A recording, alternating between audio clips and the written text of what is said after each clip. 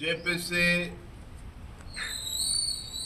ಹಿರಿಯ ಸಂಸದರ ನೇತೃತ್ವದಲ್ಲಿ ನಮ್ಮ ಪ್ರಧಾನಮಂತ್ರಿ ನರೇಂದ್ರ ಮೋದಿಜಿಯವರು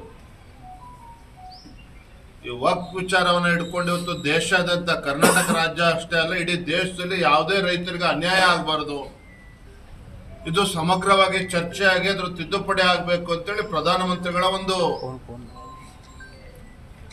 ಉದ್ದೇಶ. ಹಾಗಾಗಿ ಅವರ ಆದೇಶದ ಮೇರೆಗೆ ಒಂದು ಪಾರ್ಲಿಮೆಂಟರಿ ಒಂದು ಸಬ್ ಕಮಿಟಿ ಆಗಿರ್ತಕ್ಕಂಥದ್ದು, ಅದಕ್ಕೆ ಅಧ್ಯಕ್ಷರನ್ನು ಕೂಡ ಇದ್ದಾರೆ. ಯಾರು ಯತ್ನಾಳ ಅಂತಲ್ಲ, ಯಾರೇ ಹೋದ್ರು ಸಹ ಇವತ್ತು ವಕ್ಫ್ ವಿಚಾರದಲ್ಲಿ ರೈತರಿಗೆ ಸಮಸ್ಯೆ ಉಂಟಾದಾಗ ರೈತರ ಪರವಾಗಿ ಯಾರು ಬೇಕಾದ್ರೂ ಹೋಗ್ಬೋದು, ಯಾರು ಬೇಕಾದ್ರೂ ಅಹವಾಲನ್ನ ಕೊಡ್ಬೋದು.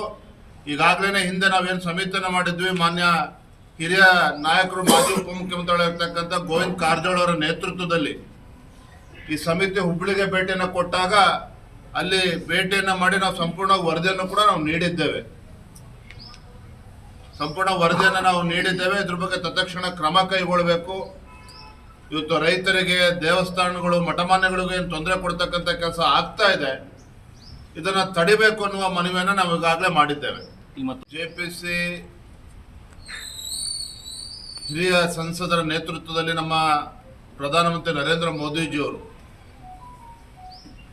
ಈ ವಕ್ಫ್ ವಿಚಾರವನ್ನು ಹಿಡ್ಕೊಂಡು ಇವತ್ತು ದೇಶಾದ್ಯಂತ ಕರ್ನಾಟಕ ರಾಜ್ಯ ಅಷ್ಟೇ ಅಲ್ಲ ಇಡೀ ದೇಶದಲ್ಲಿ ಯಾವುದೇ ರೈತರಿಗೆ ಅನ್ಯಾಯ ಆಗಬಾರದು, ಇದು ಸಮಗ್ರವಾಗಿ ಚರ್ಚೆ ಆಗಿ ಅದ್ರ ತಿದ್ದುಪಡಿ ಆಗಬೇಕು ಅಂತೇಳಿ ಪ್ರಧಾನಮಂತ್ರಿಗಳ ಒಂದು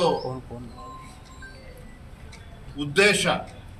ಹಾಗಾಗಿ ಅವರ ಆದೇಶದ ಮೇರೆಗೆ ಒಂದು ಪಾರ್ಲಿಮೆಂಟರಿ ಒಂದು ಸಬ್ ಕಮಿಟಿ ಆಗಿರ್ತಕ್ಕಂಥದ್ದು, ಅದಕ್ಕೆ ಅಧ್ಯಕ್ಷರನ್ನು ಕೂಡ ಇದ್ದಾರೆ.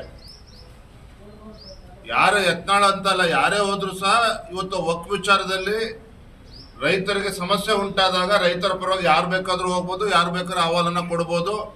ಈಗಾಗಲೇ ಹಿಂದೆ ನಾವೇನು ಸಮಿತಿಯನ್ನು ಮಾಡಿದ್ವಿ, ಮಾನ್ಯ ಹಿರಿಯ ನಾಯಕರು ಮಾಜಿ ಉಪಮುಖ್ಯಮಂತ್ರಿಗಳಿರ್ತಕ್ಕಂಥ ಗೋವಿಂದ ಕಾರಜೋಳ ಅವರ ನೇತೃತ್ವದಲ್ಲಿ ಈ ಸಮಿತಿ ಹುಬ್ಬಳ್ಳಿಗೆ ಭೇಟಿಯನ್ನು ಕೊಟ್ಟಾಗ ಅಲ್ಲಿ ಭೇಟಿಯನ್ನು ಮಾಡಿ ನಾವು ಸಂಪೂರ್ಣ ವರದಿಯನ್ನು ಕೂಡ ನಾವು ನೀಡಿದ್ದೇವೆ.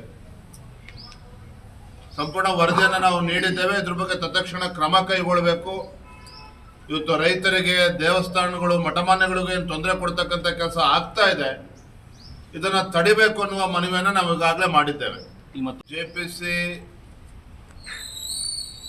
ಹಿರಿಯ ಸಂಸದರ ನೇತೃತ್ವದಲ್ಲಿ ನಮ್ಮ ಪ್ರಧಾನಮಂತ್ರಿ ನರೇಂದ್ರ ಮೋದಿಜಿಯವರು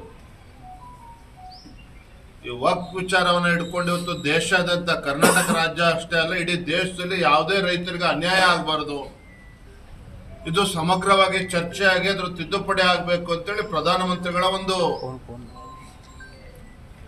ಉದ್ದೇಶ. ಹಾಗಾಗಿ ಅವರ ಆದೇಶದ ಮೇರೆಗೆ ಒಂದು ಪಾರ್ಲಿಮೆಂಟರಿ ಒಂದು ಸಬ್ ಕಮಿಟಿ ಆಗಿರ್ತಕ್ಕಂಥದ್ದು, ಅದಕ್ಕೆ ಅಧ್ಯಕ್ಷರನ್ನು ಕೂಡ ಇದ್ದಾರೆ. ಯಾರು ಯತ್ನಾಳ ಅಂತಲ್ಲ, ಯಾರೇ ಹೋದ್ರು ಸಹ ಇವತ್ತು ವಕ್ಫ್ ವಿಚಾರದಲ್ಲಿ ರೈತರಿಗೆ ಸಮಸ್ಯೆ ಉಂಟಾದಾಗ ರೈತರ ಪರವಾಗಿ ಯಾರು ಬೇಕಾದ್ರೂ ಹೋಗ್ಬೋದು, ಯಾರು ಬೇಕಾದ್ರೂ ಅಹವಾಲನ್ನ ಕೊಡ್ಬೋದು. ಈಗಾಗಲೇ ಹಿಂದೆ ನಾವೇನು ಸಮಿತಿಯನ್ನು ಮಾಡಿದ್ವಿ, ಮಾನ್ಯ ಹಿರಿಯ ನಾಯಕರು ಮಾಜಿ ಉಪಮುಖ್ಯಮಂತ್ರಿಗಳಿರ್ತಕ್ಕಂಥ ಗೋವಿಂದ ಕಾರಜೋಳ ಅವರ ನೇತೃತ್ವದಲ್ಲಿ ಈ ಸಮಿತಿ ಹುಬ್ಬಳ್ಳಿಗೆ ಭೇಟಿಯನ್ನು ಕೊಟ್ಟಾಗ ಅಲ್ಲಿ ಭೇಟಿಯನ್ನು ಮಾಡಿ ನಾವು ಸಂಪೂರ್ಣ ವರದಿಯನ್ನು ಕೂಡ ನಾವು ನೀಡಿದ್ದೇವೆ. ಇದ್ರ ಬಗ್ಗೆ ತತ್ಕ್ಷಣ ಕ್ರಮ ಕೈಗೊಳ್ಳಬೇಕು. ಇವತ್ತು ರೈತರಿಗೆ, ದೇವಸ್ಥಾನಗಳು, ಮಠಮಾನ್ಯಗಳಿಗೂ ಏನು ತೊಂದರೆ ಕೊಡ್ತಕ್ಕಂಥ ಕೆಲಸ ಆಗ್ತಾ ಇದೆ, ಇದನ್ನ ತಡಿಬೇಕು ಅನ್ನುವ ಮನವಿಯನ್ನು ನಾವು ಈಗಾಗಲೇ ಮಾಡಿದ್ದೇವೆ.